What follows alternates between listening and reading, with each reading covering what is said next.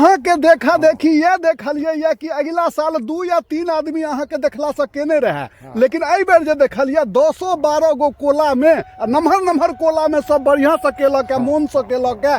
तो किसान सबके जागरूकता कनिक बढ़लनि है, जगलखिन है, बुझलखिन है बात के। अच्छा है, बुझे के चाही। किसानी जे छै से जीवन के बहुत नीक ढंग छै, आ एही से जीवन निर्वाह होइ छै। जे करै छथिन किसानी तिनको, नहीं तो बाकी के तो अन्न खा के रहबे करै छै, कियाकि ओही पर जीवन निर्भर छै। सही है कि अब बूट के देखे ना, बूट के दाल के तड़का आ रोटी, अरे तोरी के ओहि में जे टमाटर मिरचाई धनिया पात धो दियो तो बुझियो कि मुंह से नहीं छूटै छै। ठीक छै कि नहीं। होटल में जेबो तो 1 प्लेट दाल जे छै से तोरा 75-80 कह देता। हाँ, तड़का वाला दाल बड मोहक दै छै यो। एहन घर सन के तड़का कत्तो लगा तो ठीक छै कि नहीं। हाँ, बूट तो बूट छै।